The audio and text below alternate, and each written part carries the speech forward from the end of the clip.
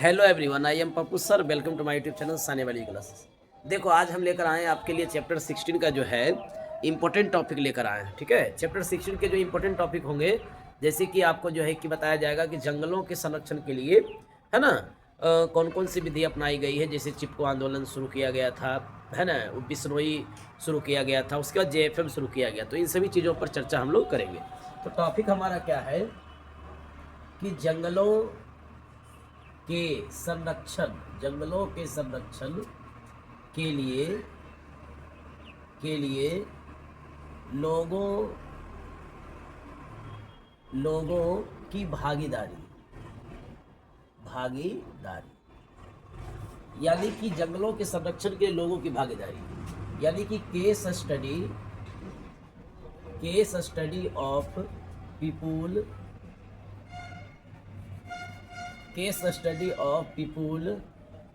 Participation in forest conservation.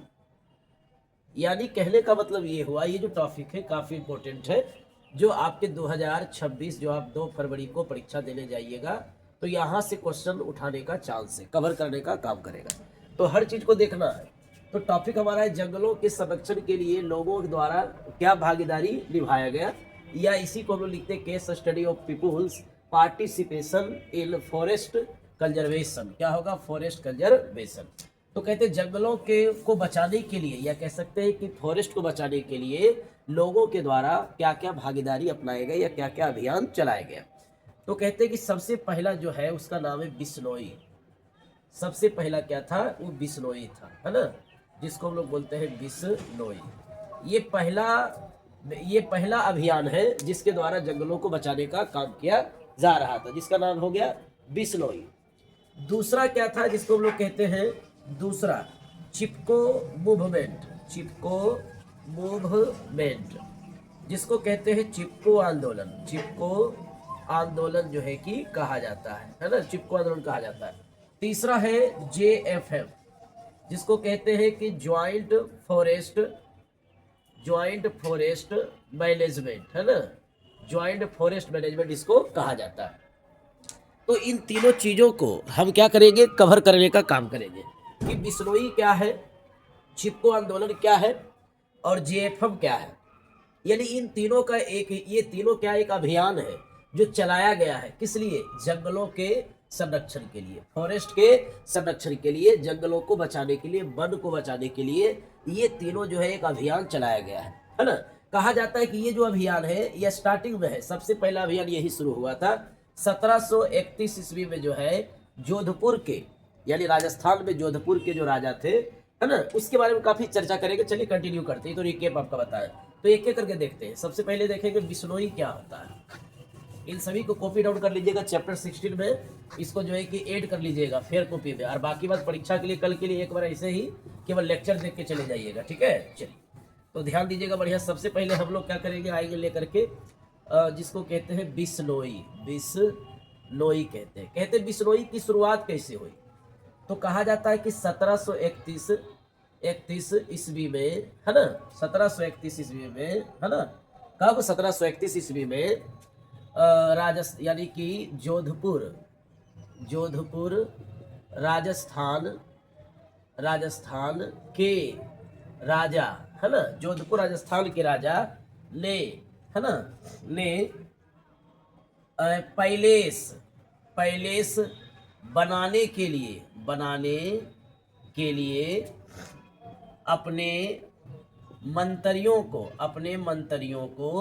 है ना, अपने मंत्रियों को कहा कि जंगलों से लकड़ी इकट्ठा करके लाओ, है ना, इकट्ठा करके लाओ।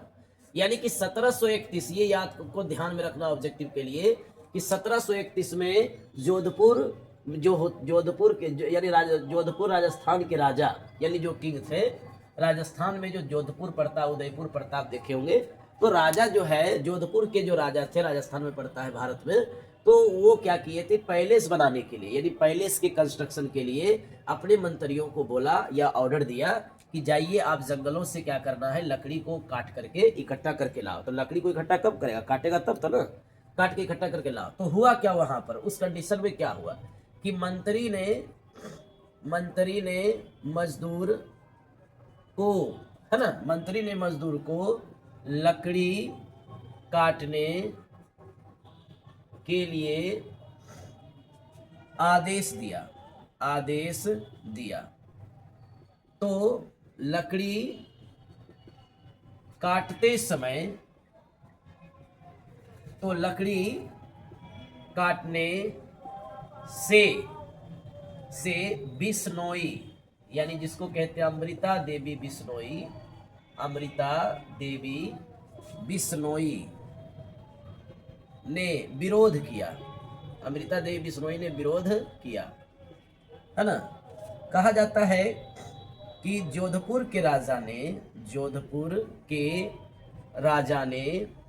अमृता देवी बिश्नोई को इस विरोध करने पर, यानी जोधपुर के राजा ने अमृता देवी बिश्नोई के विरोध करने पर, अमृता देवी बिश्नोई के विरोध, है ना, करने पर ट्रीज के साथ अमृता देवी को भी कटवा दिया। अमृता देवी को भी कटवा देने, काटने का आदेश दिया। ओके, अब कहा जाता है कि अमृता देवी बिश्नोई के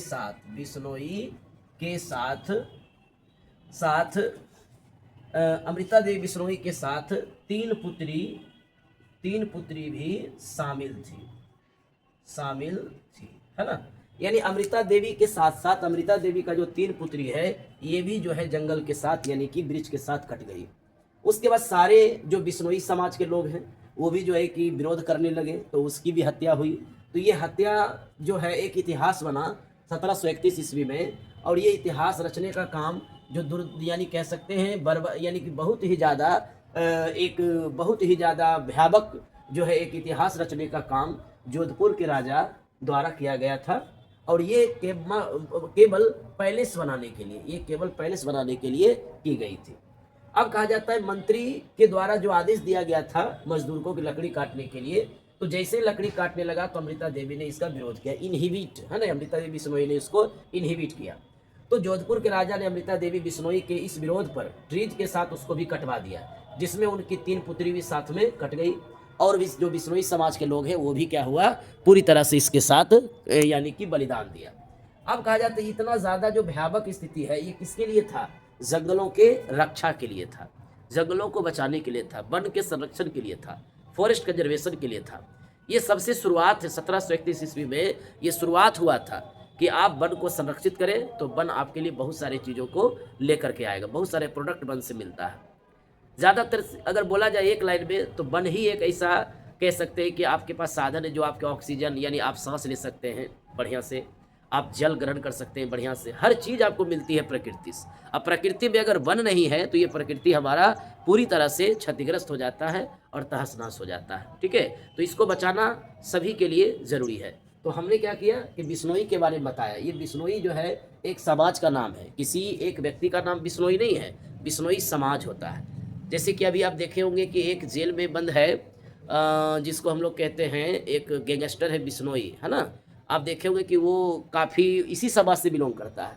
तो यदि बिश्नोई समाज का मतलब होता है पीसफुल, शांतिपूर्ण, शांति बना के रखना, है ना, शांतिपूर्ण। यहाँ पर एक लाइन आता भी है आपके ऑब्जेक्टिव में कि बिश्नोई का अर्थ जो होता है, बिश्नोई का अर्थ क्या होता है, पीसफुल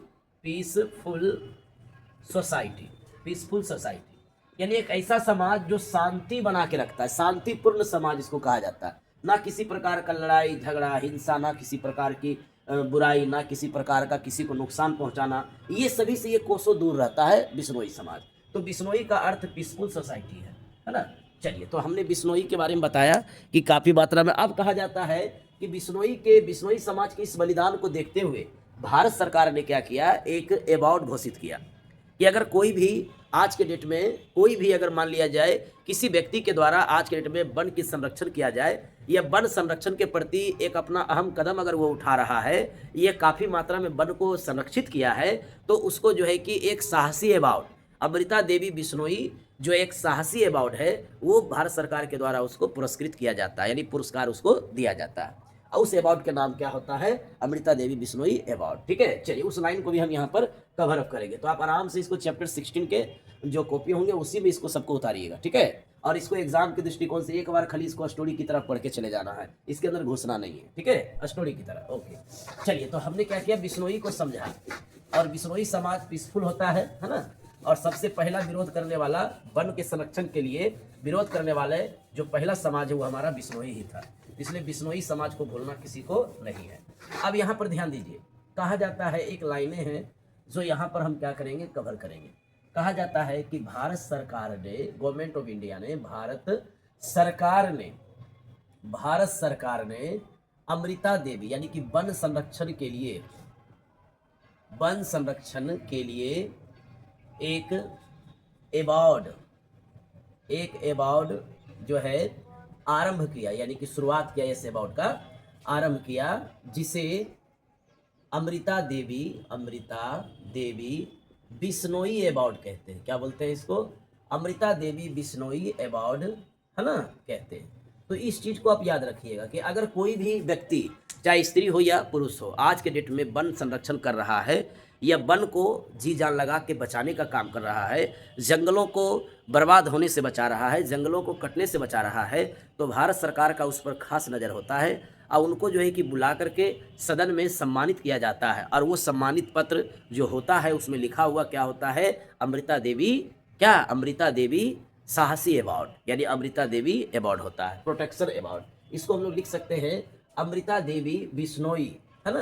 कैसा अवार्ड होता है, अमृता देवी बिश्नोई सुरक्षा एवं साहसी अवार्ड होता है, अवार्ड कहते हैं, है ना, इस तरह से।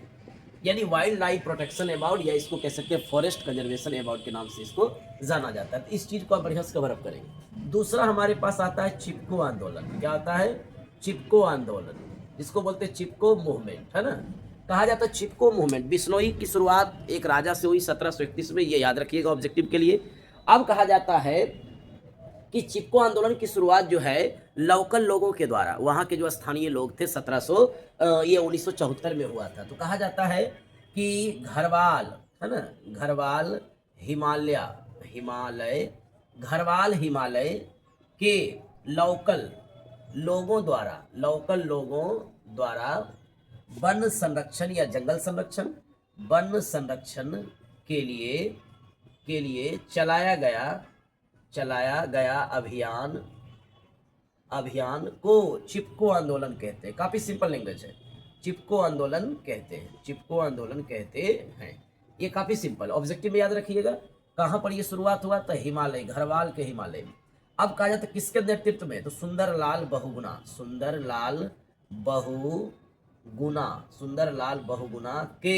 नेतृत्व में सुंदरलाल बहुगुणा के नेतृत्व में हुआ था, है ना।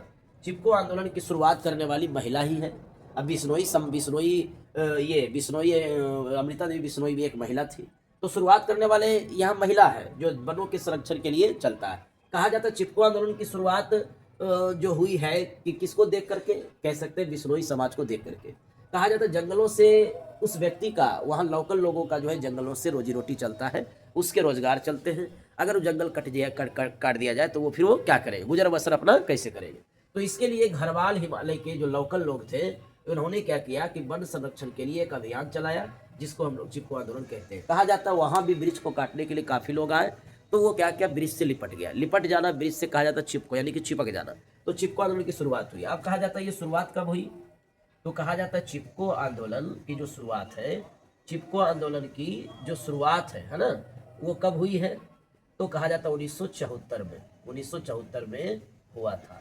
यानी चिपको आंदोलन की जो शुरुआत है 1974 में हुआ था, ये इसमें याद रखना है। और एक घरवाल हिमालय, ये ऑब्जेक्टिव में याद रखना, बाकी शॉर्ट क्वेश्चन में आपको इतना लिखना है। एक बार फिर से समझिए चिपको आंदोलन क्या है। चिपको का मतलब ब्रिज से लिपट जाना, आंदोलन का मतलब बहुत सारे लोगों को प्रेरित करना कि आप लोग भी आकर के ब्रिज से लिपट जाइए।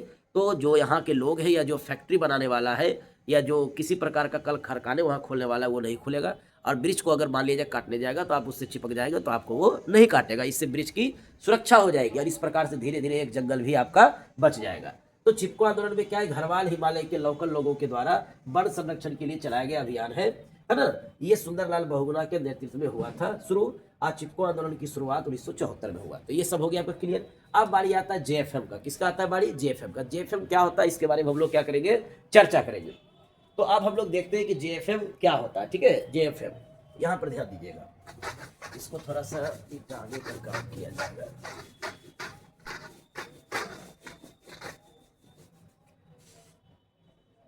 तीसरा है जेएफएम, इसको कहते हैं ज्वाइंट फॉरेस्ट मैनेजमेंट, है ना। कहा जाता है क्या, यहाँ पर ध्यान दीजिएगा, भारत सरकार के द्वारा यह निर्देश दिया गया